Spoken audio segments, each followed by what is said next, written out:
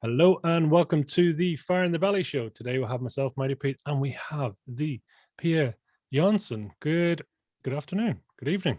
Good afternoon. Yes, it is afternoon here. Pia, welcome to the show. Listen, it's great to have you on. So please tell us, who are you, what do you do, and where are you from? Who am I? I am an explorer. I think Ooh. that's the best way. Yeah, I explore possibilities. I'm from Los Angeles. And what else did you say? What do you do? Well, you're explorer, so that's probably one and the same, right? Yeah, it's the same. I explore consciousness, I guess, or energy, but I have a day job as well. So I'm in marketing with that. Yeah. Is that one and the same? You explore consciousness and marketing? Does it all just go hand in hand? It does for me, but it doesn't necessarily go that way for the company, so to speak, right? So it's very interesting dynamics. Yeah. I'm not going to go down that route per se, but that's part of the exploration as well for me. Like, because I was thinking of that the other day that if I look at like the red thread in my life, it's always been energy in various forms, body, mind, soul, heart, basically. And then I've gone down those paths, right? And explored a menu,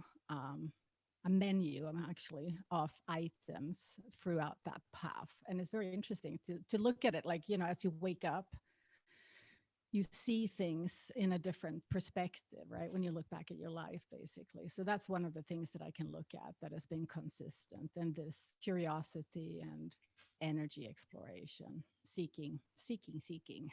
Hmm. What's the difference between seeking and exploring? It's I would say it's probably the same, but seeking could be you look for something, and exploring you're actually doing it. Okay, nice. But they don't have to be distinct difference. I just interchange with that, you know. Yeah, yeah. I just always a language. I love language, so it's always just interesting the way people switch out words. So, Yeah. talk to us. Red thread. Where does that come from? Red thread. Yeah, that's a good question. I guess it's just like mm, how could I express that? The theme. Hmm. The theme of your life. Like if you look at like all your experiences, everything that you've done in your life, good, bad, ugly, whatever, right? But if you see like there's a path kind of that you've been on, that's kind of the red thread. And it's even if you didn't know it, you can see things in hindsight, right? And you can see things in the present moment, and you can project things in the future, but you don't know where you're going necessarily. I mean, you have a target, right?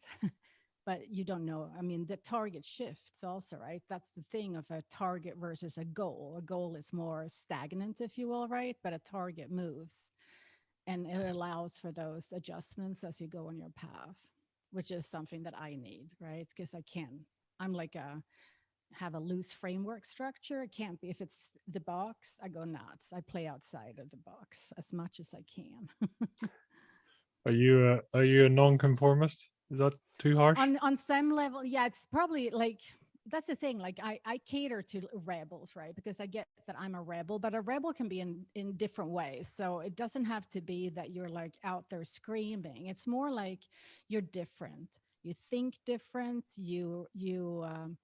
Um yeah, you just know that you're different than the surroundings around you, and you're seeking different things, right, than the people around you, which is why you end up seeking and moving and looking for whatever it is that is missing. And that's going back to the energy as well for me, because that's where it's like it's an energy that you can't label energy, right? It's just a feeling, if you will, and when you find it, you're like, that's it. But then sometimes it changes. It's like, okay, that was it for now, and now we move on to the next one. So it's very fluid, if you will. Does that make sense? Yeah, it does. So for you, is this like almost two worlds? It's like now I'm in my sort of personal realm, as you described. It's almost like that's separate to your daytime job, and do you see them completely separate then? um yes and no, because it's also like, I utilize my inner wisdom, if you will, and my intuition in at work, all the time, and I'm fully self-expressed. It's more like what people can hear and not hear and different realities. So if you think of it like the Matrix movie, right? I mean, when that one came out, I was just like, that's it. It's kind of like I'm playing with getting out of the matrix, and I'm outside of the matrix a lot, but not all the time. And the many business realities, not just about my company, so to speak, but many business realities, they're in the 3D matrix. It's very structured, it's very hierarchical, and all that kind of stuff. And for me, it's like, and part of that is probably coming from Sweden. I grew up where it's equality between, men and women, right? And I don't think anyone is any better just because they have a title. To me, it's more like, what are you bringing? As a human being, as a spirit. It's not having money to impress. It's more like, no, who are you being? If you're an asshole, go the other way. But if you're kind and generous, I've got like an expansive spirit, yeah, then I want to hang with you and talk.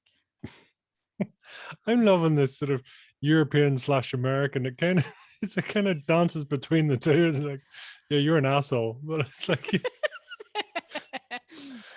yeah, it's just a nice mix between the two. No, it is. I mean, it is on so many different levels, right? But that's also how I see things. It's all connected as well, right? Because look at us. We're on a planet. And if anything in the past, year and a half, right? If people don't get that what you do on one side of the planet affects someone else, then, I guess they're not going to wake up.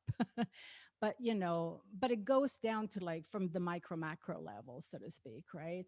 Big picture, it's like we have a planet, we live on a planet. What we do affects everything, right? And that includes, judgment, right? Kindness, like, I mean, if you think of animals, right? They don't want to be around you if you have a mood, so to speak, right? But if you have love, if you have calmness, if you have generosity, there's a completely different reaction. Then they come to you, right? It's amazing. I mean, animals are probably more in tune than we give them credit for. It's pretty amazing. Oh, absolutely. They're wise. I mean, like my dog is my teacher. And he has been since I got, and I have gratitude for him every minute because it's so fun to kind of watch your pet or animals they have around you and just kind of tap into their reality, how they might see things.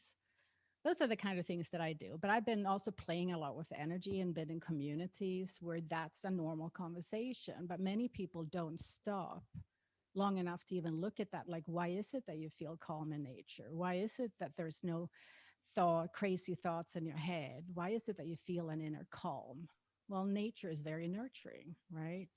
But when you're out in society, you pick up people's thoughts, feelings, and emotions. And then the worst thing is that you buy it as yours unless you stop yourself and ask that question. Is this my thoughts? Is this my feeling? Mm, I can tell this. We're gonna go down a rabbit hole here, and it's I'm loving it. I can't wait. It's great. Tell me, I think we need to know what's the dog's name. Oh, his name is Rocco. Brilliant. Yeah, very important to get the dog properly named. So tell me, what does fire in the belly mean to you?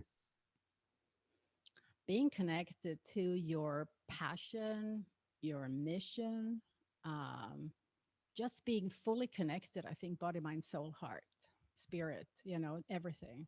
It just aligns. And so, yeah, who you're being is just the best version of you. I mean, or like you just being you. There's nothing to prove, so to speak, right? But you're engaged, you're alive, you're turned on. Is that where you are at the moment, or what's your sort of state of play? I am a lot of the time. I used to be fully turned on, and then I got into the 3D matrix, and now I'm on my way to just going back to the 5D matrix, right? So it's so easy to go down to, speaking of rabbit holes, like, as part of that journey, I think we're continually expanding, contracting, because you go down these things of, oh, the ego or some other part of people around you before you really get who you are. It's so easy to get into that, whether it's the FOMO or just a sense like, I need this. And even when I look back now, like if I look at my last 5, 6 years that I've where I've gone through a lot of different things, right? I can look at that in many different ways, but I always look at things that I never have any regrets. I trust my inner guidance 100%, right? So even if things go south, it's more like I use that wisdom because I can relate to, for instance, I coach, right? So I don't have any judgment when I'm coaching people. And it's because I've done stuff myself, right? So, the more you experience, the less you judge other people as well. Because you can't judge people when you're coaching them, right? There's no transformation possible if you don't hold space for people to just express what they need to do, just like what you're doing on this show as well. That's a big gift to be able to hold space, right? And I know you're an excellent listener. So does that make sense? Yeah, it does. It does absolutely. And is that something you enjoy, holding space for others? Would you say that's a bit of a superpower for you? I share that with you. Yeah. I've done that. And I think that that's also like how sometimes my rebel have shown up because you can't always say what, when, if you feel that people can hear it, you'll speak it, right? But sometimes people are not ready, and then you can hold space and create magic behind the scenes, so to speak, right? Some so because you can facilitate transformation with just holding that energy for people to get the insights, I guess, is would be one way that I would express that. Have you any? I've no idea where this is going, but have you any sort of thoughts or views on why we, as humans, and I say, well, in general, people are not great self-reflectors? It takes an outside person to almost hold up a mirror for them. Any thoughts on why that might be? I think, the self judgment. We stop ourselves. It's the ego mind, I think, that stops it. But sometimes, I mean, because I think the magic also, if you look at it like where I started, like I'm a catalyst for possibilities, right? And for a catalyst or a catalytic moment to happen, you need to have two things, whether it's sparking a fire or, a conversation. So for me, it's more like when there's two people or more, you can step beyond where you're at, right? So you can create a magic. Like if you have two people or more that don't have an ego or agenda, it's not that you don't know the stuff, it's just that you can create things with more speed and get the insights and take it even further than you could on your own. So if I look at like where I'm at today versus where I was, 30 years ago when I really started deep diving, knowing what I know now, if I would have had some of these tools 30 years ago, I would have been, I would have excelled my awareness, I guess. Right. So that's why you go for coaching as well. Right. It's not that they necessarily know more than you. It's more like having that dialogue with someone where you can just throw out your thoughts and just see, like, how's this landing? Does it make sense? Because we all process in different ways, right? So and even the internalizers still need to sometimes speak it out to kind of hear, like, oh, no, that sounds crazy. Or, oh, that's a really good idea. Or you get like instant feedback from someone who's like, oh my God, that's fantastic. Have you thought about doing this and that? And it's like, oh no, right? Those small little tweaks that can just take things from average to, something really unique in whatever area it is, right? But sometimes, so it's not that you can't do things on your own. Absolutely not. It just takes longer time, I would say. Do, do you think everyone holds a uniqueness? I mean, does everyone hold a sort of a genius element within them? It's just whether or not we get the opportunity to uncover it. Oh, absolutely. I think we're all unique sparks. And we're here. I mean, and that goes into those belief systems, right? I'm not religious, so I'm more spiritual. So there's definitely something bigger than us, so to speak, right? And I have my own definition of God. And I can have allow other people to have, their points of views as well. It's kind of fun to have conversations as long as it's more like, how do you see this, right? Versus like, I have to be right and you're wrong. That to me doesn't work, right? but we're definitely unique, and then unique expressions, and then whether we express it, whether we wake up or not, I think that that's where the energy portion comes in, right? Because if you think of it, what is it called? The emotion guidance scale. You have the Sofragio scale, but you have also Abraham Hicks, many others. They have this energy level kind of guidance frequency scale, right? Like if you're angry or depressed, it's lower harmonics. You can't get to like, woohoo, like life is awesome, right? It's completely different energies. So you need help, but many people don't desire it. So I think it has, why that is like not everyone has that desire, not everyone believes that there's something else. Many people, the people that I would label the, I don't know what I would call them, but the people that are not the seekers, so to speak, right, they don't have that desire. And I mean, this is what I reflected on, like from childhood, like early on, right? Like I always had a desire to do something else. I knew there was something more than the town where I grew up, right? But there were many people around me that they just hard or barely grew up, and then they started having kids, and I was like, "You're 16 years old. I mean, cool if you, that works for you, but I knew that that was not my thing, right?" So many people get programmed. I mean, we all get programmed by our realities, and some of us, though, we have that internal fire that is going to take us out of that environment, no matter what it is, right? No matter where it is, we will just make it happen because we know there's something else and we will not settle. But it might be like, the road getting to awakening can be sometimes filled with all kinds of bombs, so to speak, and heartbreaks and what have you, right? But I think it's that thing of knowing that there's something else that drives us versus for some people, you know, it's either not there or it comes later in life. But we're definitely unique. So our path is going to be unique as well, right? No, absolutely. I mean, in terms of where you are today, I mean, do you believe you are where you're supposed to be at this time? Oh, no.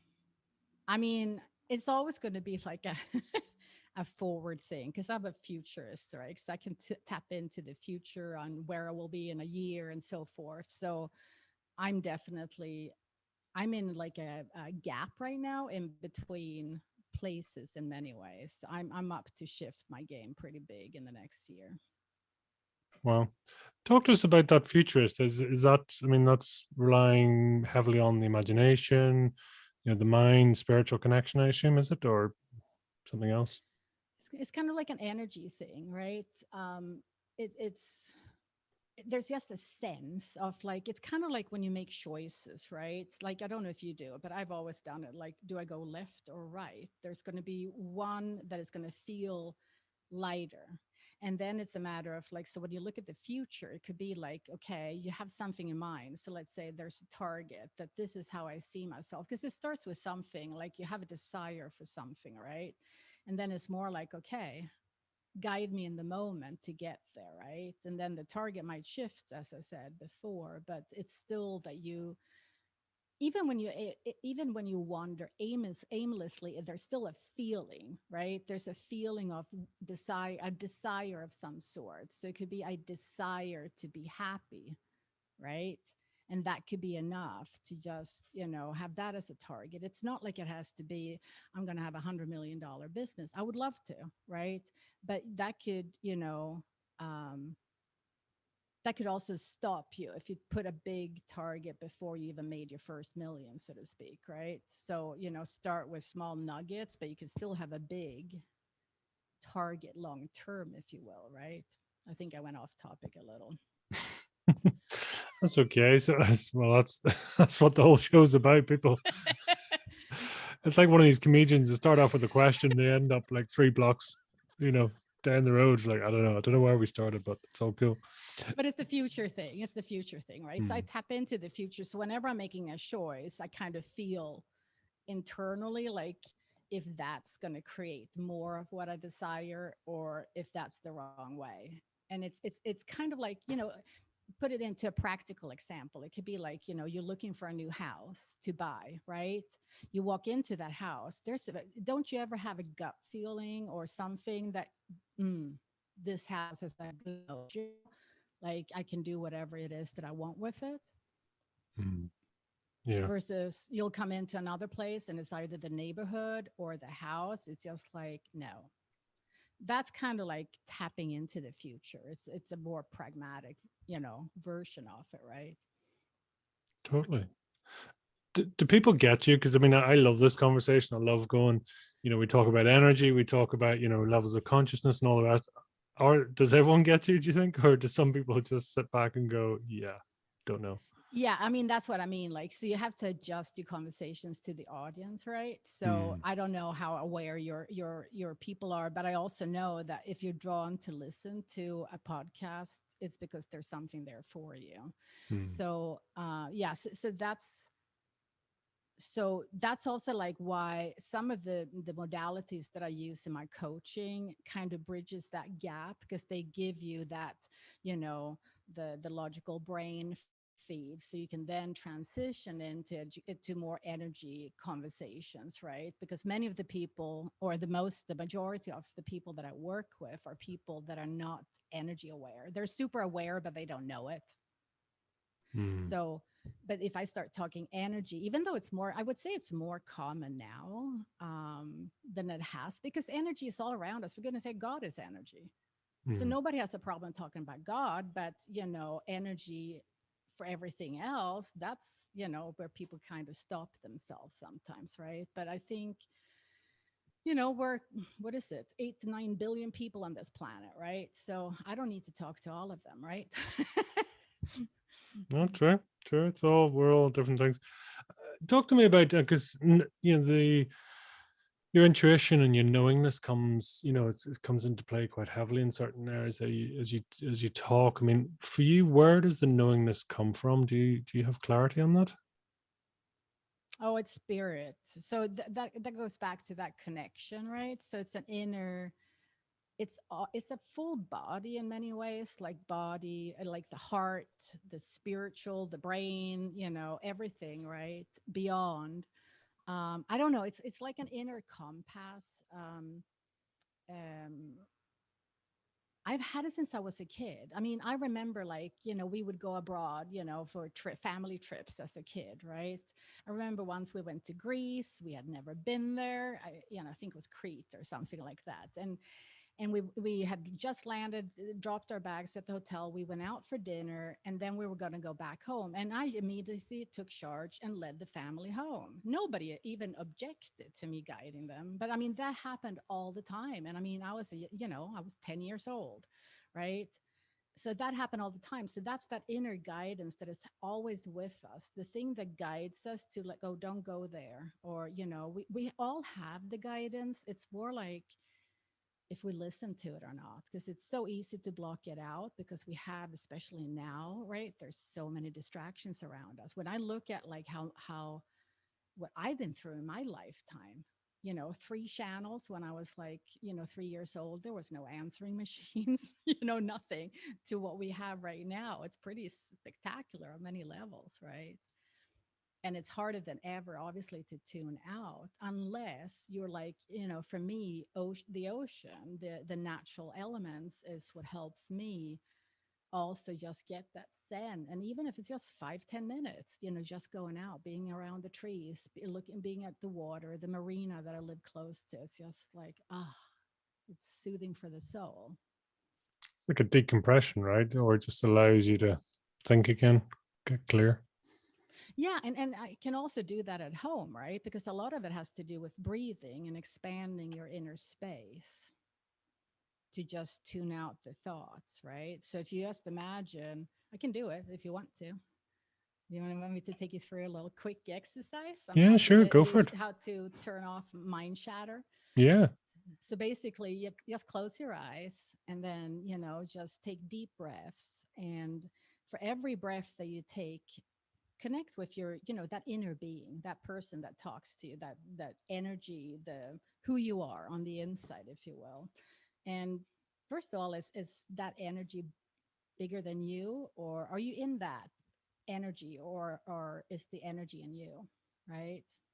So you're kind of big, but you pretend that you're this tiny little person in a body, right? So what this exercise is all about, like every time you breathe, you kind of just expand your inner space beyond the room, beyond the house, the neighborhood, city, state, country, planet, and as far out as you want to go. And at some point throughout that exercise, all of a sudden you'll start taking deep breaths, and you'll notice that that mind shadow will disappear. Because when we have a lot of mind chatter, it's sometimes a sign that we're very aware, but we don't know it, right? And that's where those questions like asking, is this thought even mine, right?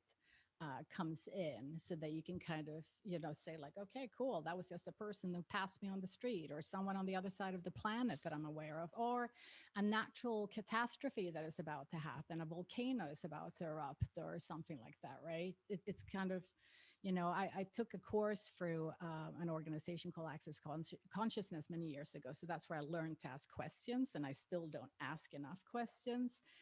But there, it was very interesting. I mean, where you just see how often you get into conclusion with things. You don't even ask questions, right? To see like, okay, where is this mind chatter coming from? You don't necessarily need to know that, but if it's yours, yes, because otherwise you can end up working on someone else's problem all your life and never get a resolution, which kind of sucks, right? So that's how you can free out your space without even going in nature. That's what I mean. So you can do that 1 minute exercise and expand your inner space and just see if that mind shadow is still there, because it will often evaporate just by expanding your inner being and breathing.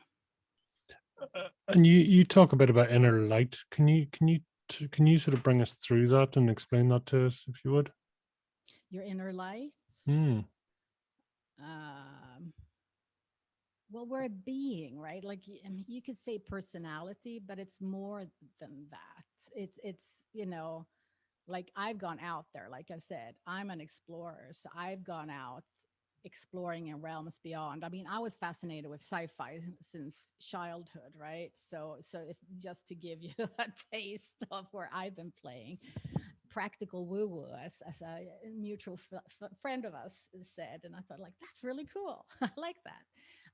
So the inner light, it's like we all have a spark, right? So going back to that spark, we all have a unique spark, and how we express that inner spark um, is obviously up to us, right? So there's no right or wrong. It's just what feels good. I think that that's the thing, right? The inner light is connected to our heart, right? So if our heart is open, there's a lot of love, and how you view life and other people is completely different than when your heart is open and that spark gets to expand and you feel good in every way. And it doesn't have to be woo woo. It can be like just a snap thing. Like you just smile at someone, you feel a lot better than telling them to F off, so to speak, right? It's different energies again. But everyone has it. But some of us, I mean, many of us go through trauma throughout our lives and in various ways. And I think that's, to just I don't know, it's to find that path, right? We're here to teach something, because you often see people that have been through horrific things and they become the biggest teachers. Look at Oprah, right? And how many people she has inspired on this planet. Do you think that's common, where people sort of almost your the darkest moments create the brightest lights? Do you think there is that correlation? Does it give people a bigger why, maybe?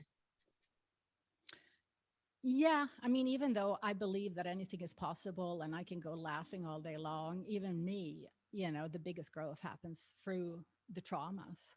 It's not fun, but you learn a lot, right? So, because I think it's a mix, right? It's kind of like it kind of lightens you up. How can I put it? It's kind of you become aware of your blind spots through these trauma dramas. So, like for me, right? For me, I've always believed in giving people the benefit of the doubt. I'm generous or whatever, right? I'm not going to be, if they took if anyone took that away, then they would take me away, so to speak, right? I'm not going to, even if I'm jaded, I'm going to withdraw over lashing out at someone else. To me, I just know that that doesn't create anything. To blame my stuff on someone else doesn't blame anything, doesn't create anything good for me or the other person. Um, but yeah, anyways, I think it's these drama things that happen, and they happen in every area, right? It could be business. You get a new boss at work and all of a sudden you went from having super fun to all of a sudden it's crap, and you lose your power, and then you're like, what the heck, how did this happen, right? And down to relationships, obviously we grow a lot in relationships, right? And it doesn't have to be big things. So I think that's the thing as well, right? Like, I love Oprah, obviously, like many people, but I remember she was quoting something, and my shortcut version of that was like, it starts with a whisper and it ends with a bang, right? So depending on when we listen to it, that trauma drama can be anything from a, oh, got it, to, you know, you're in hospital, so to speak, right? So, and again, it's that listening to your inner guidance that you have it in some way, because I mean, we all make choices, and then yet I get that we all get in these illusions, and it's easy to become a victim, etc., right? Because XYZ happened. But it's also a mindset, at the end of the day, and who you have around you that can obviously help you, right? So um I don't know. I've always been a warrior myself. So I've done a lot of my own. Powered through. Not to say that it's right or wrong, but we all have our stories, but so does everyone else that was involved in it, right? And that's when it becomes really interesting when you look back at things at a later stage in life. When you've worked through the trauma drama, you can see like from different perspectives, right, of what happened.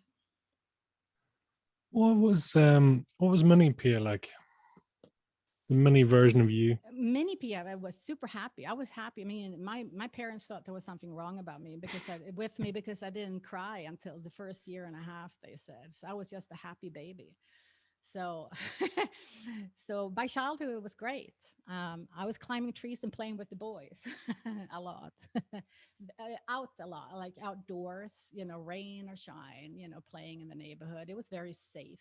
I grew up in Sweden, and in a time era also when you didn't have to worry about having your kids out and someone snatching them, which is a reality here now, right? So it was very safe, very I mean, Sweden is a beautiful country, a lot of nature. And I grew up in a town also that was, wasn't big, so to speak. So, I don't even know how many people that live there, but it's tiny in comparison to Los Angeles, where I live now, right? So it was safe. It was a Hmm. safe childhood. Yeah, What's your earliest conscious memory? I'd say it's five, because I've looked at that. Like, what is that gap between 1 and 5 years old? Why can't I remember that? So that's something that I'm in an inquiry um, with, actually. And I have a lot of theories about what that could be, but that's really going beyond. So we'll see. But yeah, 5 years old approximately. But I remember a lot of things, from five and on. Have you been here before, do you think? Absolutely. Any knowledge of Absolutely. when or how many times or Many times it takes to be, because I know I'm an old soul, right? And I'm sure you're an old soul too. And you don't become an old soul by not having been here and done things before. Now, having said that, is Earth the only planet? I don't believe so. And again, that goes back to the energy that we're all connected. It would be very arrogant of us to think that this is the only planet in the universe and that there's not other universes, if you will, right? But I think it has a lot to do with frequencies as well, that you can't see things, right? Because we're operating at a lower level, maybe frequency wise. What do I know? I'll find out the day I transition. But I believe that the spirit lives forever, but then there's different bodies. And then we have this, we become forgetful, we forget the previous lives, but you can access a lot of that by hypnosis, past life, regression, etc. And I have a session coming up in a couple of weeks with someone, so I'm excited about that. Just for fun. Just for fun. It's still, Doesn't have to mean anything, but it's just interesting. So that's what I do. Like I will explore these different things, and it's just that's part of my wake up path, I guess. Doesn't have to mean anything, but it can explain things also, why we are the way we are maybe in this lifetime, or why we make choices, lifestyle choices, or like me moving to the US, that's one of those things, right? I wouldn't have lived here if it wasn't for that. Like I was like happy go lucky living in Sweden, traveling, going on trips because we have a lot of vacation in Europe, as you know, right? And it wasn't until I ended up in the US, and I mean the plane landed on the tarmac and I felt I'm home. And it came out of the blue and I was like, okay, I guess I'm moving here, and then I just made it happen. But before that, I had never been to the US. I had it still not been in the US because I haven't, we hadn't even parked by the gate yet. So that answers your questions, I'm sure. How about Yeah, you? Do you believe in past lives? Do you think you've been here before? I do. Yeah, it's the occurrence of talking to people has sort of confirmed to me, and I find it quite fascinating because in um I've completely Donald Walsh Mm-hmm. Yeah, conversations with God. conversation with God. Thank you. Yeah. And he talks in that about, it's like the narrator, if you like, the facilitator in that, he says that this is your 647th life, and I find that fascinating, just even that they put a number on it, or that it is, because sometimes we say past life, as in singular, but then you go, why couldn't it be multiple lives? There's um but like you say, it's like I can't confirm it or deny it in any shape or form. But well, I think there's enough sort of questions out there that make me sort of believe there's something, but like that, and why not? Yeah. Yeah. And what is it also that doesn't say that all the timelines are happening at the same time?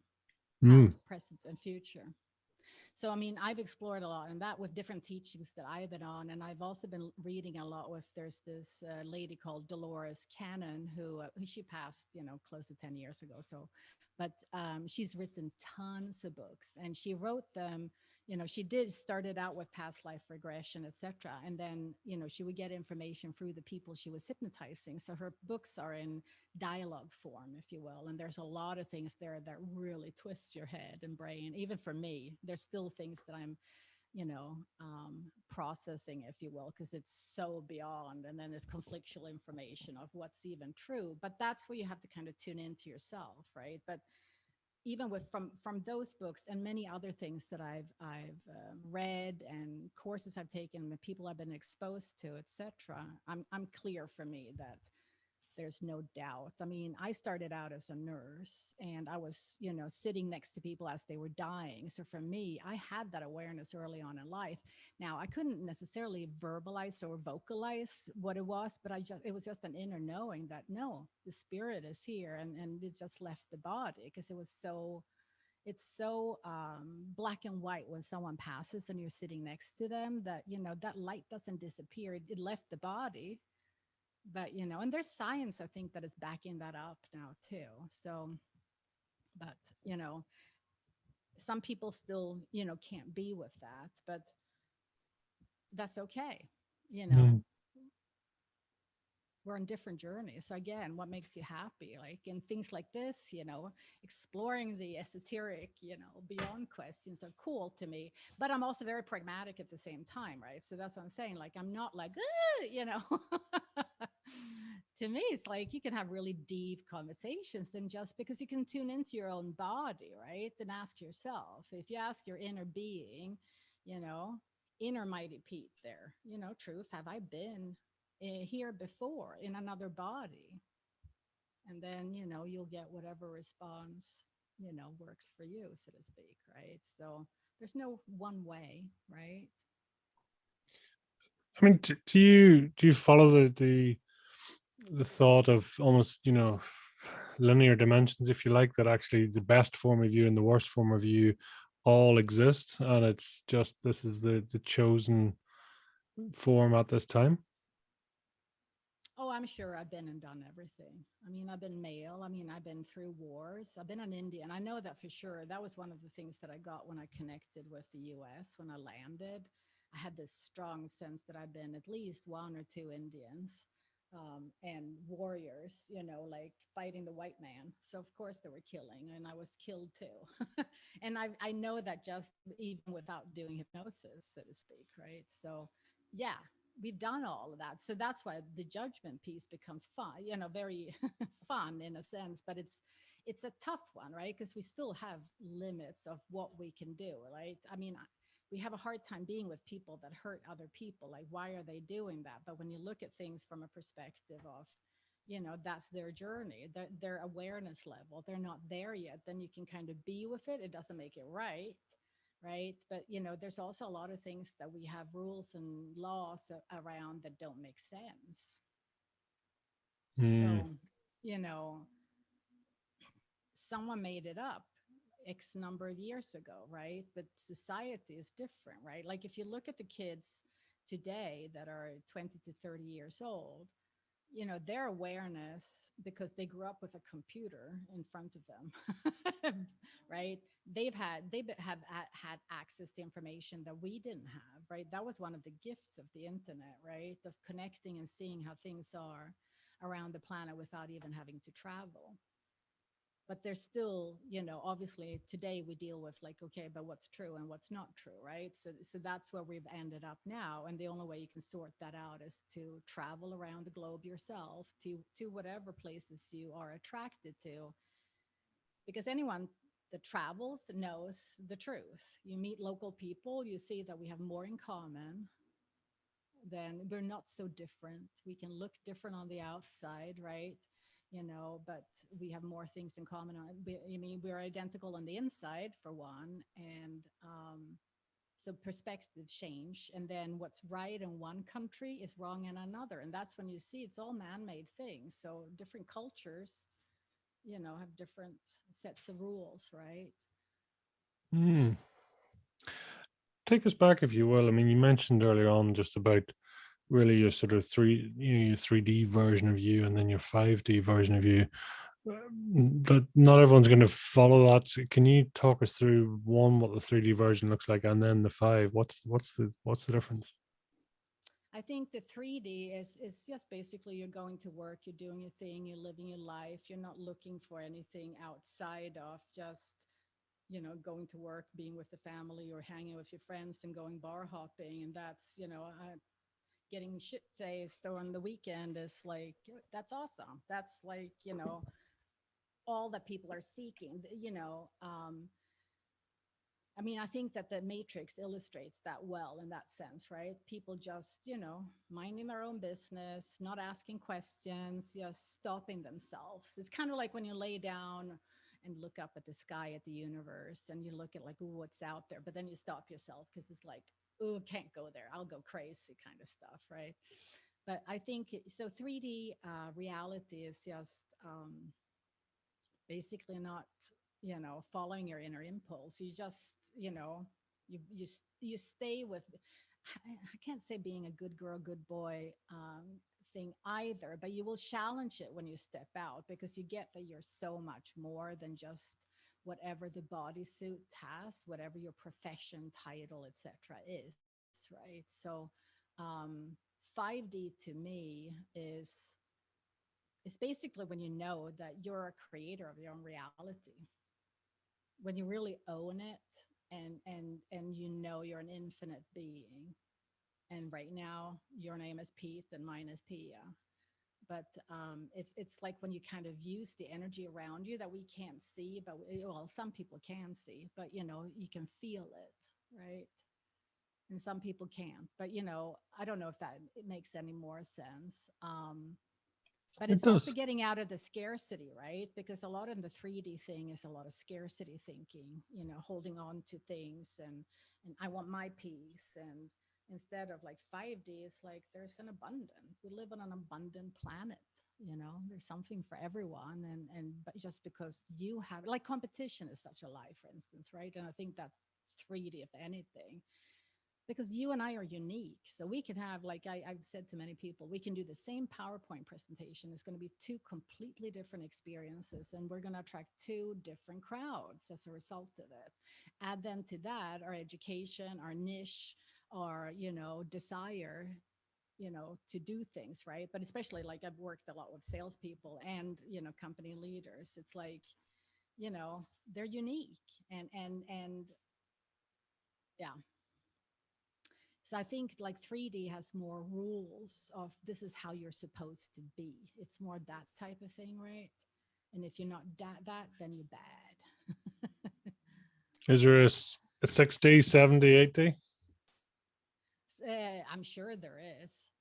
I think that, yeah, for me, when I've tapped into this in past years, I don't even know what it looks like, but I think to me, it's tied into an energy frequency as well, right? Like a freeing the mind, right? Or letting the mind step aside, because the mind is often the judge, right? That stops. I mean, if you look at things, right, what our subconscious mind is what controls our reality a lot until we, 85% or something is that iceberg image, if you will, right? So the saboteur in us lives in the subconscious mind. Our conscious mind wants to eat healthy. Our subconscious mind says, no, you're not going to do that because whatever, for whatever reason.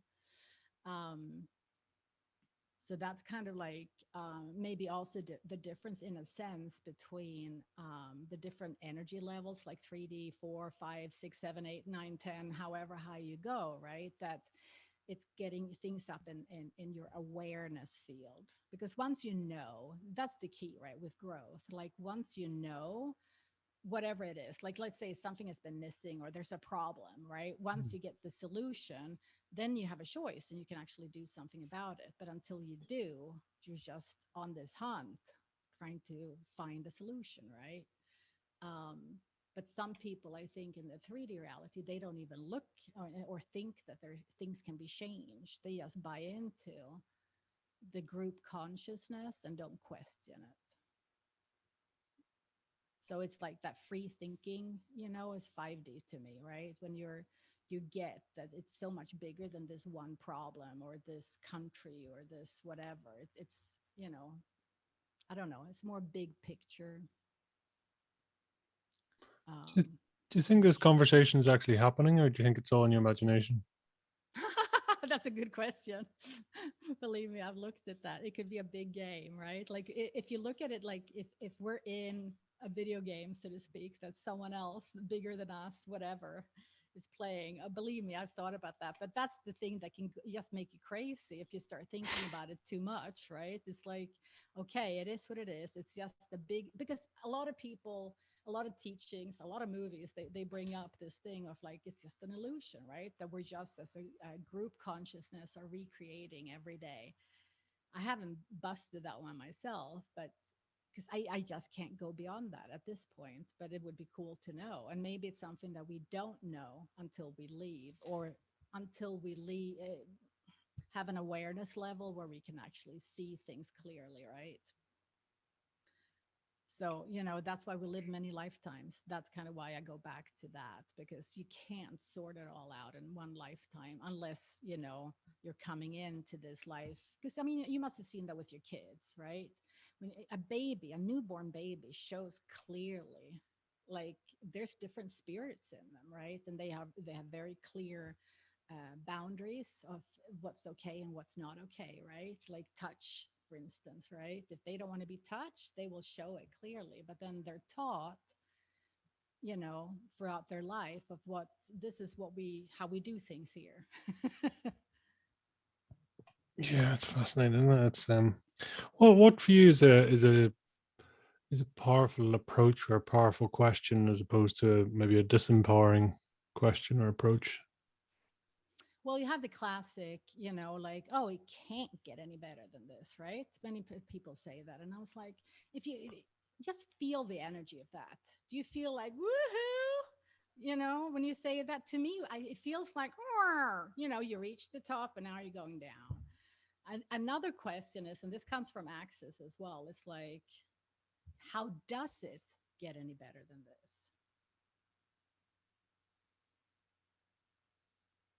Like, so, and that question works like if you feel like shit, when you're down, you can just say like, how does it get any better than this? You'll get like that direction, go left or right, one step at a time, right? If you're on top of the world, it's like, how does it get any better than this? How awesome can it be? How much can I receive as a being? How wonderful can life be, right? There's no limit. I mean, look at all, we have more billionaires now than we've ever had, right? So, and that's still energy, right? And many of us are hooked in that reality of money being the currency, the aligned, agreed upon currency that many of us have as a reason for not doing XYZ, right? But yet it's just an energy. So what if tomorrow the currency was just your energy? And then it's just like, how does it get any better than this, right? Would just be like, okay, how can I raise my energy? Because that's where the energy comes in again, right? Because if you think of your happy moments in life when you've been so like ecstasy mode, or naturally without alcohols sort of, or drugs, but maybe when your kids were born, right? That euphoria, that's something that you can, that's an energy level that is very high. And imagine walking around like that all the time. It is powerful. I mean, in general, I suppose through the coaching and everything else. I mean, how many people do you find are sort of living their past in the future more or less? They're just replaying, or they're saying, well, this is the way I've always been, and this is, I'll never do this. And is that a common thing, do you find? Oh, absolutely. I mean, and myself included in the past, right? Until I found these different teachings, and I took courses with a company called Landmark Forum at the time, many years ago, and they had a very powerful exercise about basically clearing what's in your future and putting it back in the past. And that still lives with me because you learn to separate events and the emotional interpretation, because it's the emotional interpretation that creates that rat race kind of, cycle, if you will, where you keep just stuck in a story. Now, it's not a one-time fix. Like any, growth, and the reason that I continue taking courses is that, it becomes that 2-degree shift, right? So it's not like there's new information, but there could be one question or one thing that all of a sudden tweaks things, and there's a new opening into something more expansive, right, in life. And many people, I think, they take one course and they think they're fixed. It's not about fixing. Life is changing around us every millisecond, right? So you have to kind of keep on doing it. And if you're not drawn to that, that's fine too. I mean, I have people that are just focusing on being happy without any courses, right? So it's not like you have to take courses, but there's still a mindset, a desire to not be boggled down by the drama one way or another, right? Without the sort, like many people that I have worked with, or in the professional sales, for instance, it's the sex, drugs, rock and roll, right?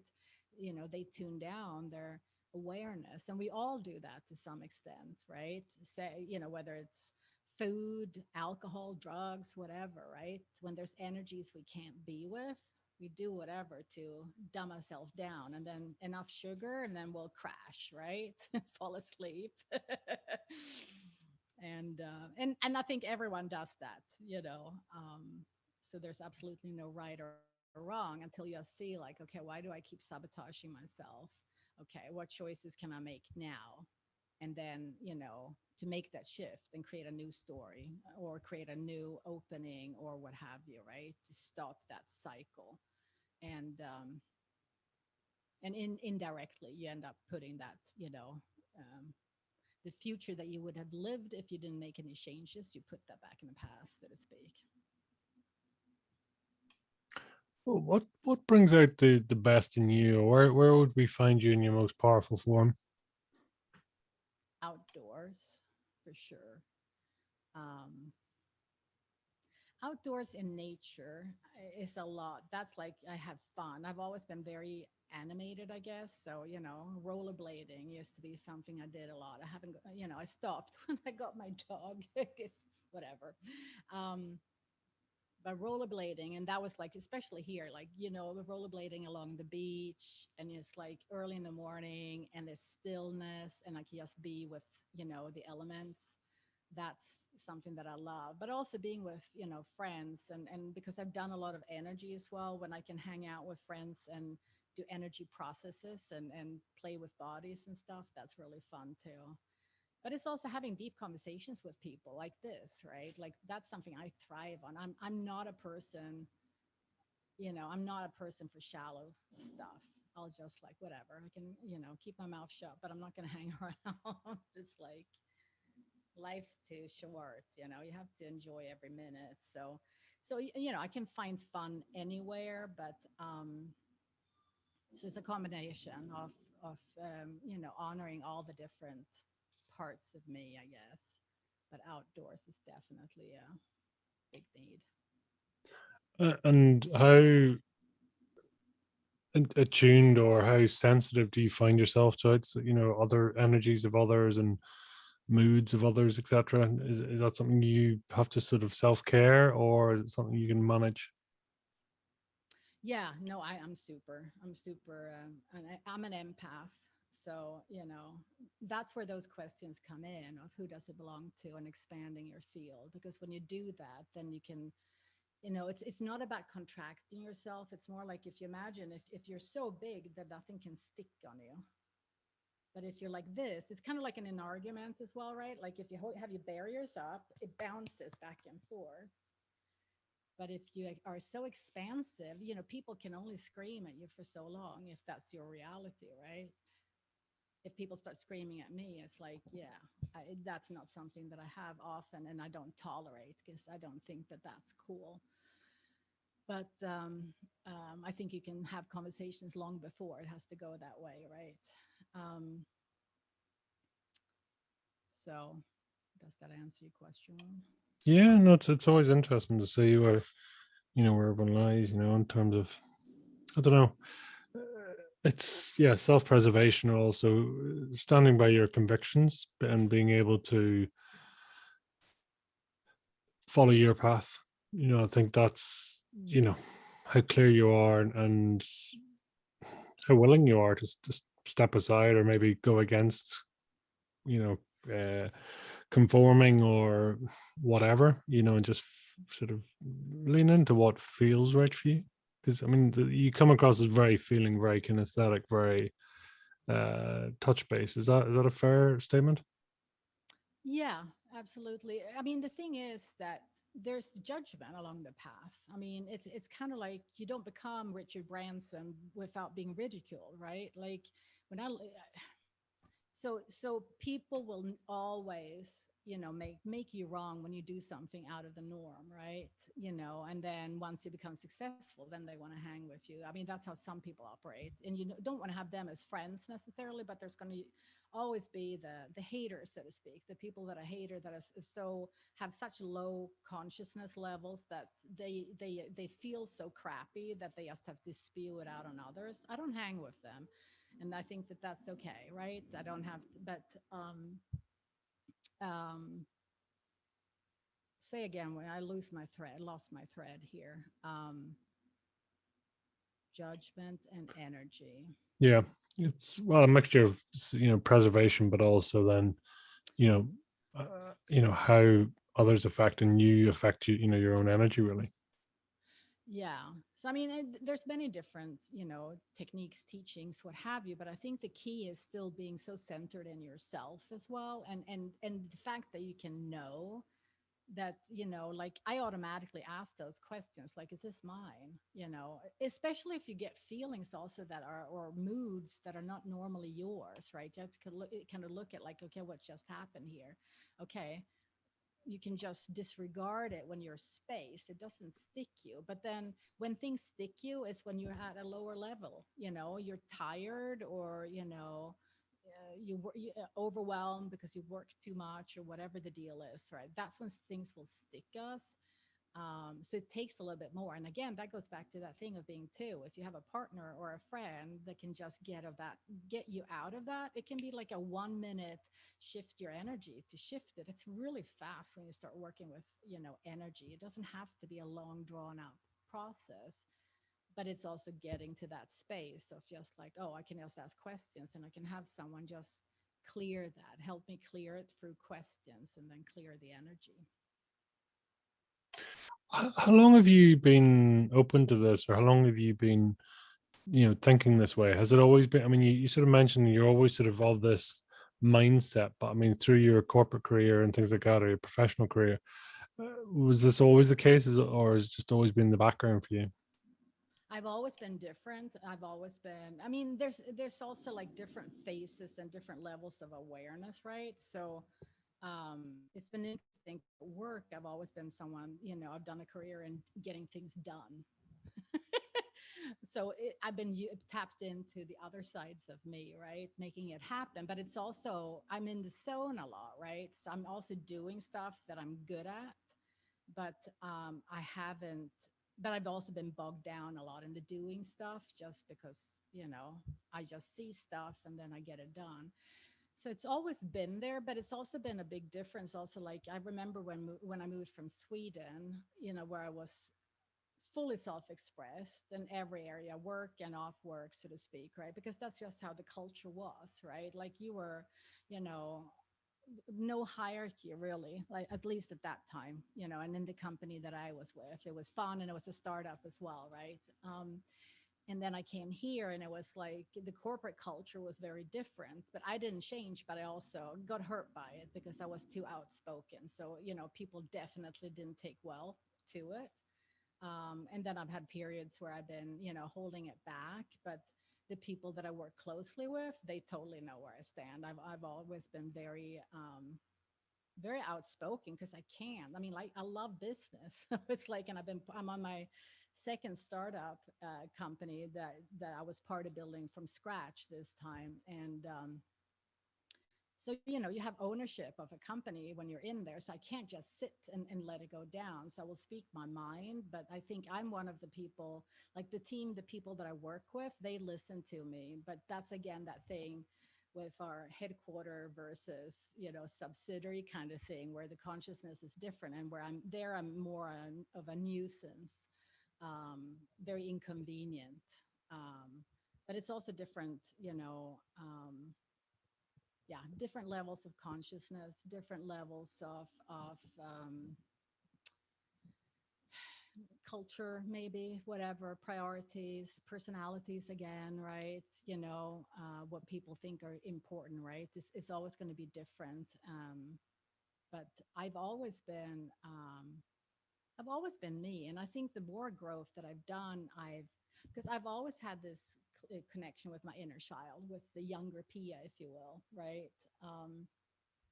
But I think I'm definitely, I've had periods in my life where I've been, quiet and, held things within. But people that are close to me would probably all say that I've always been very outspoken and bold, and I've gone for things and been determined and, fearless kind of stuff. But then, work wise, it would probably vary, especially the US versus Sweden, how they would see things. Yeah, very different work ethics, for better or worse, who knows, but just very different, right? Yeah, the hierarchy. I mean, for I mean, and I can only judge obviously from the companies that I've been, but because there are cool places here, like startup environments, etc. Here, for instance. But like, I'm not like drawn to the big companies for that reason. I mean, I would love to work with Apple, right? Even though they're the number one, so to speak. But it's also because I love their product and I have a passion for IT and Apple.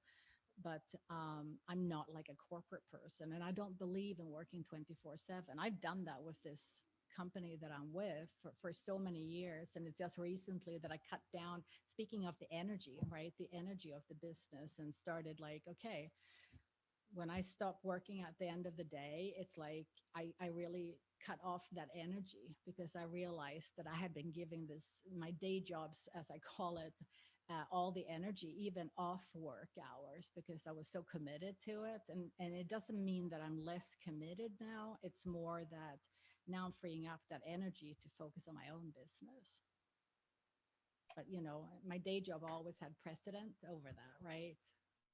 So we have those situations always, I think, in life, whether we're employed, have our own business or whatever, there's always different priorities, but you have to kind of nurture what's important for you, because if you're feeding you, then you can give more everywhere else, right? As a dad, as a husband, all these different things, an investor, etc., right? And it's the same for me.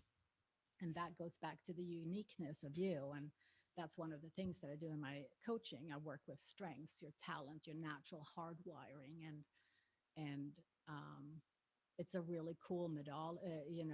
There's really cool teachings, because you kind of see, like, if you're cranky, it's just because there's not a need that you've taken care of in yourself. And what can you do to, nurture that and be a happier being? That's ultimately why I'm doing it, right? It's like I want people to be happy. I want people to see possibilities and explore it in whatever way they want to do, but without destroying everyone in their path. How do you do that without, sort of being almost a, projection, or, it's like I want everyone around me to be happy, and it's like, and that's where I get my feedback as such, or are you clear in that you can fill your own cup first? You can come from service within. Yeah.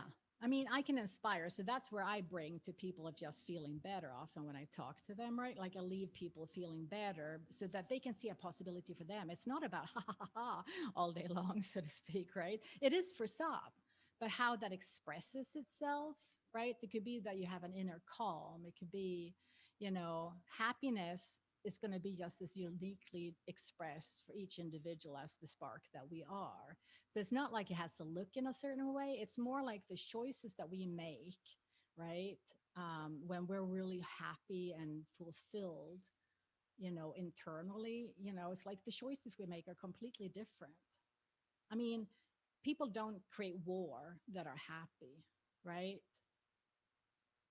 War to me is like when you give up having a conversation. It's like someone gave up and they don't want to negotiate or talk anymore. They're just like, no, I'm right, you're wrong, bang, bang. And even if that fills a purpose too, for the collective, right? So you have the individual, you have the community, you have the world, right? So there's different lessons or different events that always happen and that we can't avoid. And not everyone wants happiness. I mean, for many people, that will sound like so woo woo. How can you say being happy? Why would that be a priority? And I'm like, cool. If you think it's cooler to be miserable, go ahead. But for me, that's what I stand for. And I want to work with people that actually want to feel better, that want to know what they bring, what they need, that want to, create something cool with their life beyond just, couch surfing, so to speak, right? Yeah, it's funny, isn't it, how some people want to excel in their life and do amazing things, and others don't. And whichever's right, whichever's wrong, right? It's each to their own. Yeah, and I don't have like a judgment on it per se. It's more like I don't want to work with them, because that would be just like trying to pull someone along that is resisting, and that's not fun for me, right? So, that's where like this concept of, if you talk about ideal clients, and no matter what business you're in, and even if you're, a stay-at-home mom, it's going to be like, who's your ideal clients? Who's your ideal mom friends? Like, you want to be with people that, first of all, can accept you, right? Grant you being, as I call that, right? If you're around people that critique you and say that you're wrong, and if you do this, you're much better, they're really not accepting you. So I think that's part of it as well. But, our community, and I mean, and that goes down to TV as well. Like, there's so many different realities coexisting at the same time. Because if you think about this thing with the past life as well, I mean, how many past lives don't we have in our own lifetime? I mean, I certainly have that because I've lived in so many different places, right? And like I have left, traces of myself with the people that I interacted with in those different places, right? How are your inner voices?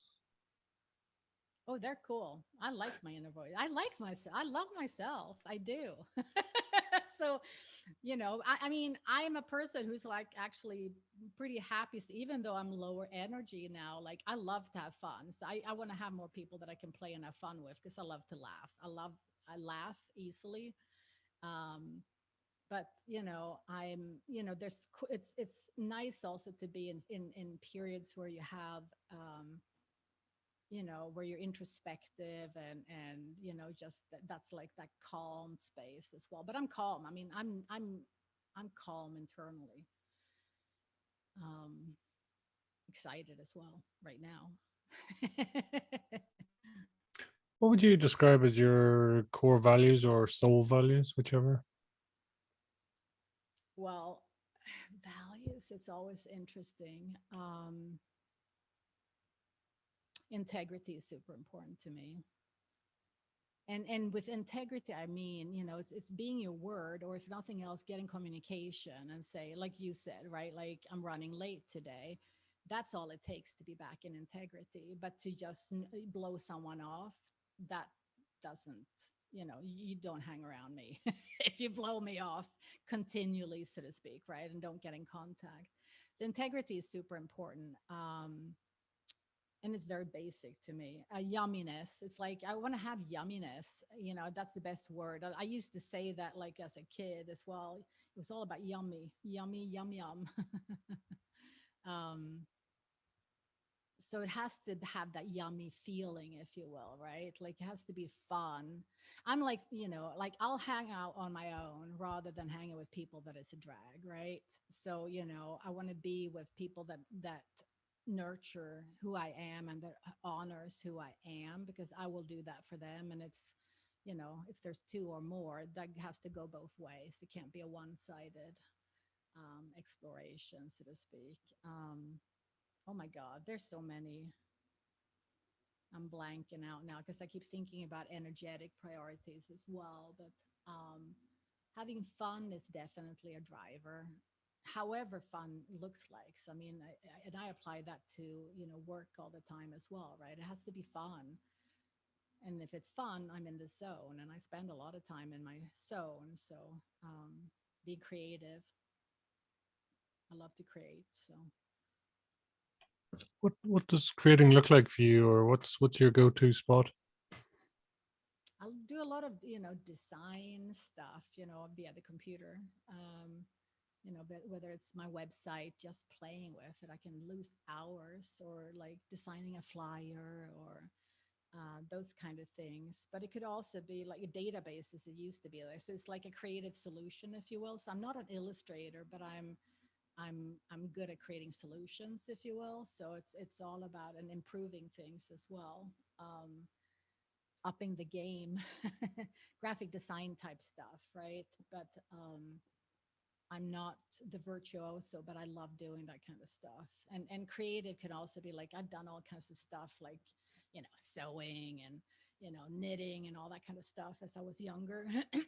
Painting, painting walls, painting furniture, interior design, all that kind of stuff.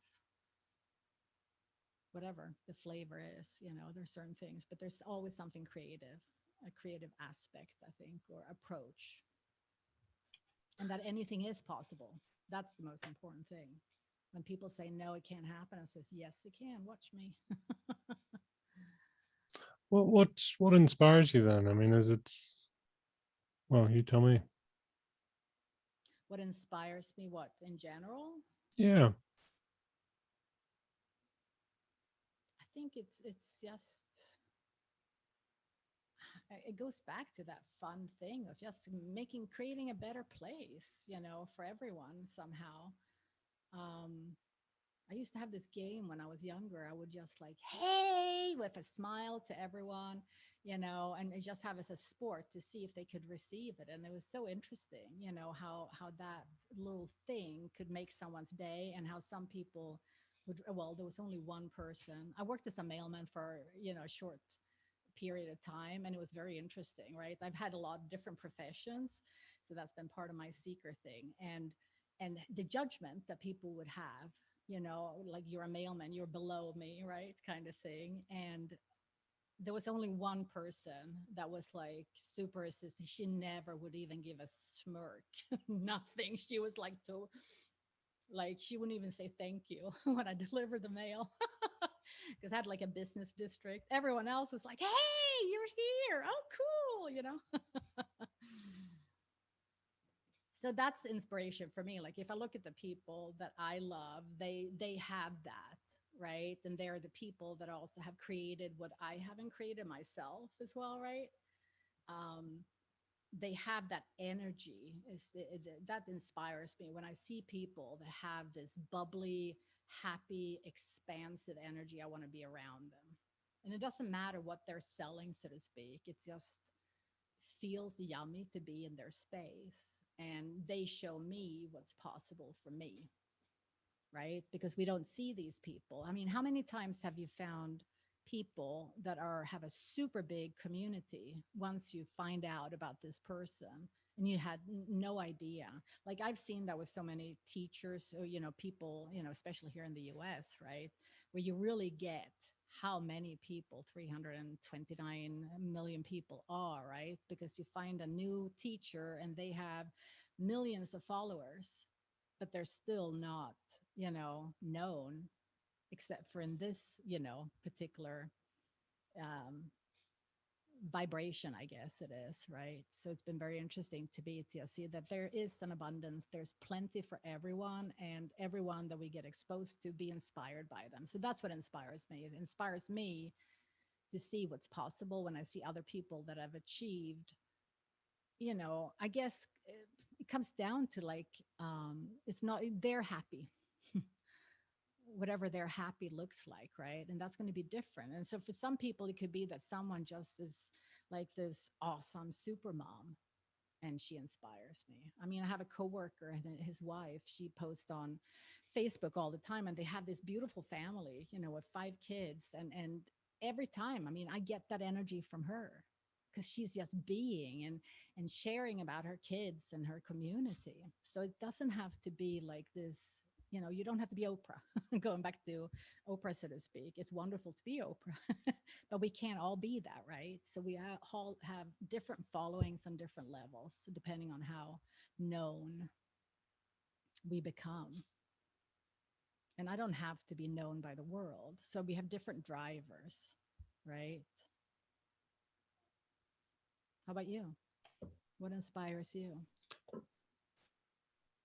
think just people, I suppose, but also I'm inspired by my own potentiality, if that's a word. I don't know. It's curiosity of getting over myself, getting past that sort of ego, that chimp. Yeah, seeing what's out there, what's different, and I've always sort of said that, it's when you go through sort of almost different levels of consciousness, you don't need to have a long immersion. Sometimes it's like something is like, you just sometimes need to see it once, and that changes life. It doesn't have to be that you live in that place forevermore, but just, you can't unsee or unknow what you know. And I think when you get that feeling, that experience, then life changes. And I know for me, this sort of process really of through the podcast and speaking to amazing people, and connections and learning and all the rest, it's amazing. You get to lean into it a bit, because like a lot of people, I was a 3D engineer. It was that there's nothing else outside of this box. This is it, until you sit back and you start asking the questions, why not? You know, that inspires me. Yeah. And what triggered that for you? For me, and I suppose was a sort of a dark moment, just a frustration of going, I've tried so hard and pushed in this direction for so long that I'm exhausted. And I think that's so common when, and you mentioned incongruence earlier, and I think that's where I was. It was, you're carrying this around, this energy, this guilt, this need, this ego, whatever else, that you eventually just get so exhausted that actually, you're right, I don't have the time or energy to be anything other than me. And at that moment, it's almost, you see it as a disappointment, but actually that's the it's the start of the end, if you like. It's the end of your old conscious life, and the start of your new sort of, I don't know, intuitive life, if you like. Yeah, that's so true. And as you were talking, that makes a good correlation for 3D versus 5D. 3D is push. It's push, push, push. And 5D is more flow. Mm. It's like it's ease filled. It's kind of like I'm in this course right now where it's all about your universe is your sugar daddy. Corey Michelle is her name, and she's fantastic, right? So she's my future. I mean, I shouldn't say she's my future me. I want to be her when I grow up, and she's younger than me. But it's about this. She is so bubbly and so inviting and so fun to be around that I get things just by who she's being. And then pearls Mm. come out of her mouth because she's in this energy where it's no push, where it's ease and expansiveness, right? Um, and that's how I've lived a lot of my life. So, there's been a lot of going with the flow, right? So then I'm like, oh, I should have set targets a little bit more clearly. I've set some big ones, and I hit them, but it's a fine balance, right? It's so easy to tip over, especially if you love business and you love to kind of work. It's like, oh, you're so programmed in it, but like, because I go in the zone, right? So it's a mix of push and flow, right? That I'm in, right? If there's a deadline, that adds the push kind of stuff, but Mm. um without the deadline, I have my inner deadline as well, right? But I'm not driven by it. I'm not driven of achieving, and pushing and putting a whip. Rather, magic happens for me if I just write things down, and then somehow it just happens, right? And Yeah. that's a completely different way of operating. I started doing this, like, God, 20 years ago or something. I started writing down on a post-it note on Friday what I wanted to have done by Sunday. And then I didn't look at it. And then I would look at it on Sunday evening. And I'm like, oh shit, I got it all done. I don't know how, but I did it. That was easy. That was so much more fun than having a daily to-do list, because I'm not I hate the daily to-do list. That's not really my thing. It's more like what's happening this morning, that what needs to be addressed, right? Because there's always business demands or something that comes out, a phone call, whatever. But how can it's like, yeah, have fun in the process, right? And not have it be rigid, you know. I'm Mm. not a rigid. I've never been rigid, but I can imagine for you it's that breaking free for sure. It's, yeah, I mean, and it is that thing. I mean, if you follow the mindset that it's where 5% conscious and 95% unconscious, and if you follow the, the sort of the thought process that the conscious mind is the masculine side, is the masculine energy, it's like that. For me, it's like I've been using the 5% of the brain, and I've kind of maxed out my masculine consciousness. And now it's like going, right, it's push pull, right? Or it's push slash flow. It is that sort of stepping into the feminine energy, the creative energy, that side. And it's like suddenly going, wow, this is like, this is kind of, I don't know, I was gonna say comparing a peanut to an elephant. I don't know where that analogy came from, but it's completely different, and yeah, it's that. Yeah, it's just sort of trying to understand that sort of negative possible, the sort of, the, it's just yeah, it's the creative side, and what if, as opposed to, I know, sort of talked before about, it's almost that creative flow whereby almost the universe bends to make it happen for you. You don't know how or why, it just happens. Go Well, figure. ask and it's given, right? Hmm. Then Neil Donald Walsh, didn't he have it there too? I know Abraham Hicks talk about that, but there's so many teachings that have a version of that. Ask and it's given, Hmm. basically. And it's asking, but then get out of the way so it can be delivered. And then be woke enough so they actually can say thank you when it comes. Because sometimes, maybe it comes and you didn't even realize it, right? You've heard those stories too, that it's like, I mean, sooner or later you get it. Like I know The Secret was one of those movies, right? Where they're like, I'm living in the house and I did a vision board of this 5 years ago and I totally forgot about it, kind of thing, right? But that's the magic, because if we don't let go, then it becomes conditional, and then it's, mission impossible to have it manifest without a lot of push, at least. Hmm. It's. I mean, it's so different. Like, you get the opportunity to create and do these things, and why not? You know, who do you find that, who can you serve best? Do you think, or who are you sort of drawn to serve? Man. And now I've lowered the age now. So it's kind of like 30 to 45 or so, startup leaders and their teams. I've always worked with men, so it's been easy, and because I'm a straight shooter, if you haven't noticed. So I'm not for the faint of heart, so to speak. F bombs will fly out of my mouth off screen, off recordings.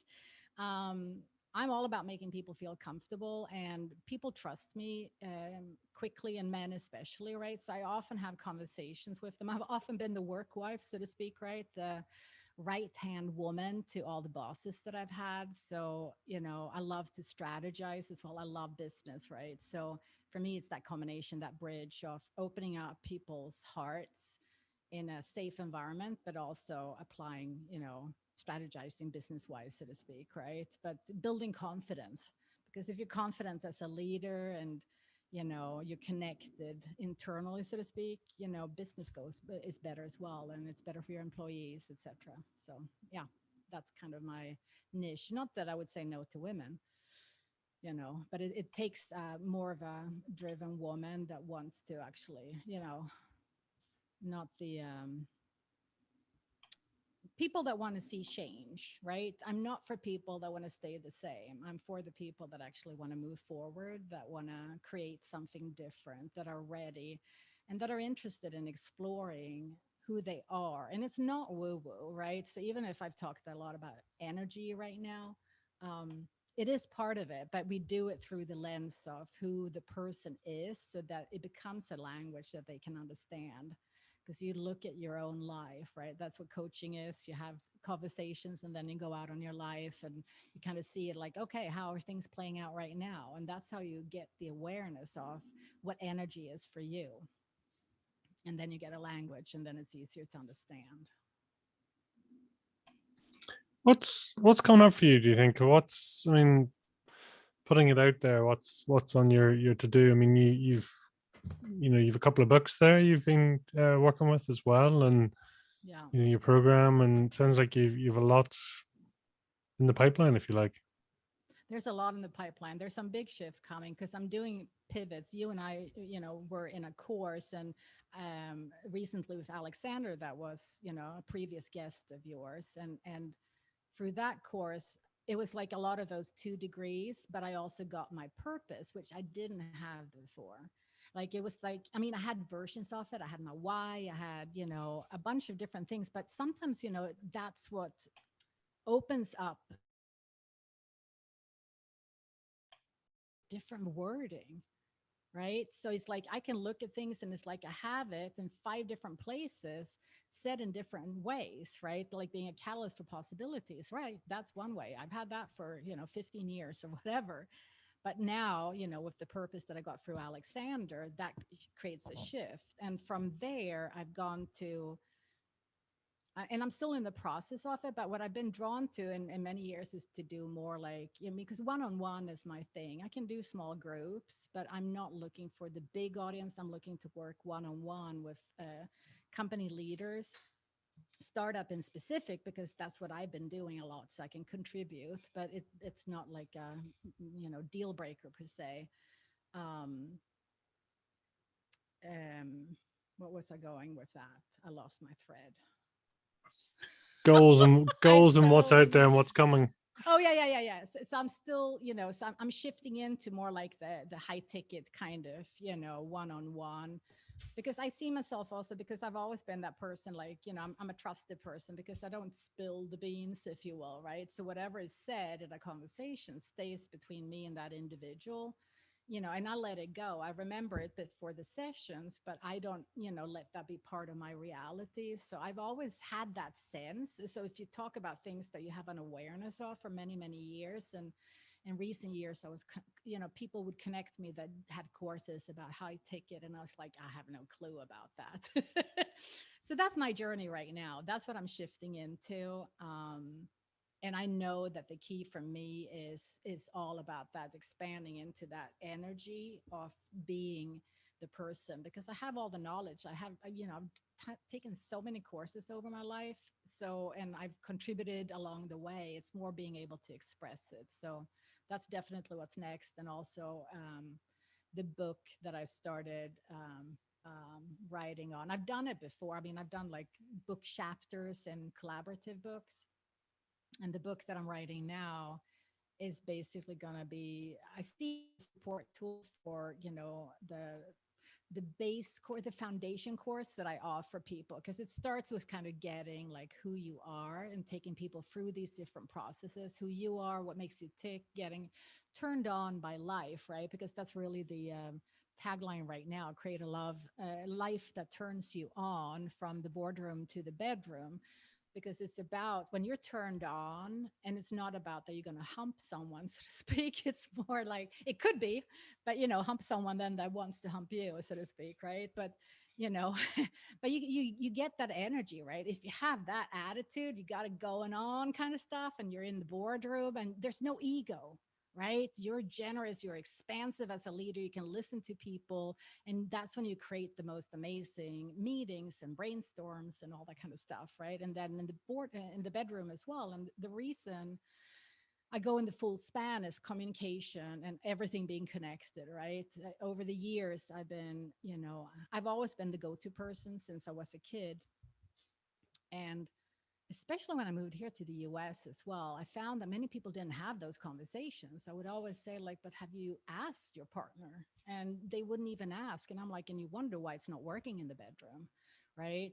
And if it's not working in the bedroom, if communication is off, you know, in your home life, that affects your business life. And I know because I've been sitting on the other end, in the business end, and I could tell which man had a good home life and which didn't, right? And it doesn't have to be that way. You can have it both. You can have a thriving home life where, you and your partner, independent of what sex it is, so to speak, right? Love who you love and do it openly and be happy. Again, goes back to the happy, I guess. So that's a Hmm. priority. It's sort of congruence to self, really, isn't it? Or congruence to your true self. Yes, The closer you get to that, absolutely. your primal wants and needs, your capability, your happiness, your values, your potential, your passion, you smash all that together, and then it's just it's a yumminess concoction, right? Absolutely, so true. That is, and like, and that's part of my purpose, right? That I got, like, unleashing true belief, and so that you can be yourself, right? And said it another way, it's like I call bullshit, right? Because I sniff it out, and we all do, right? It's more like being able to call someone on something without making them wrong, right? Because nobody likes to have that judgment on them, like, oh, you're bad and wrong. That's the best way to shut someone down. But yeah, so there's not one way of being. That's the key. You be you. And when you're being you, you're going to be happy in your way of happy. You're going to be generous in your way of, and I'm talking about generosity of spirit. Because if you think of it, of the good old cliche with the tombstone, people are not going to remember whatever flippant title you have. They're going to remember how you made them feel. Yeah. What do we put on your tombstone when the day comes a long time from now? Veni Vici, Veni Vidi Vici. I used to say that. Oh God, that stupid old Caesar thing. Was that I came, I Uh, saw, I conquered? yeah, Was it? I conquered, and I I had that as a kid. No kidding. I would quote that. You know, hopefully it would say like she lived full out. You know, she went for it, whatever it was, right? I believe, I strongly believe, there's another, saying. I'm a sucker for motivational quotes and stuff, always have been. But it's basically like people come into your life for a reason, season, or lifetime. And that's really how I live, my life, right? There's people you thought were going to be in your life forever that end up being a reason, season, right? So that's the context that I live in when it comes to even like the tombstone. She followed her true self, she made a difference. That's important to me. She left people feeling happy, better about themselves. Hmm. So tell us, I mean, if you were to try and summarize your fire in the belly in one or two words, what would they be? Hmm. Unleash. It's like unleash your inner rebel is what I have, right? Like it's like unleash your true self. Um, really, don't hold back. The world needs you. The world needs your special beingness, signature, personality, whatever. Yeah, unleash the true self. Don't hide, no matter who you are. I mean, people obviously have a harder time receiving it, and myself included, when you do destruction, right? So I'm not talking about that. But again, going back to this thing with love, dare to love whoever you love. It's okay as long as you're not destroying things, right? So I'm talking about normal stuff, consenting, people. Um, but it's dare to be you. It's too short. I hate seeing, I hate, I mean, it's a strong word. I mean more like, it makes me sad to see people when they're withholding themselves because they don't feel like they would be accepted, right?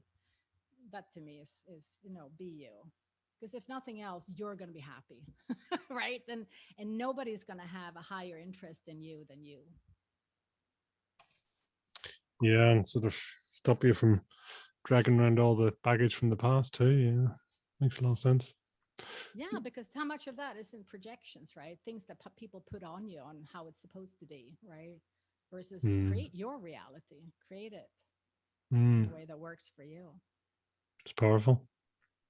So tell us, where can people hunt you down, track you down, stalk you, follow you, Yeah. add you, all the usual stuff that people do with social media? The easiest way is just simply go to this website that you see on the top. PiaJansson.me or .com, either of them are mine. And that's probably the best one. You can follow me on social media from that website. There's a work with me page as well, or simply fill out the contact form. A lot of what I do is customized, programs, since it's one-on-one, right? So it's depending on the individual's need. Mm. Um, but there's also assessments that you can take, and we can do a quick debrief if you just want to check things out or check me out, so to speak, and try it on. Mm. Perfect.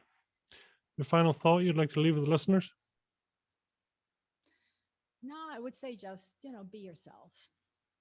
Like the good old Oscar Wilde quote, be yourself, everyone else is taken, right? So, really don't hold yourself back. Be yourself. That's all I can say. Be happy. You're happy in a way, but and be you. Be true to yourself, and other people will also honor you, right? It Well, always starts with us. absolutely. I suspect, Pia, it's not the last time we will speak, but for now, thank you very much for coming on. I appreciate it. And until the next time, Thank you. It was a thank you. pleasure. It was fun. Thank you. Thank you.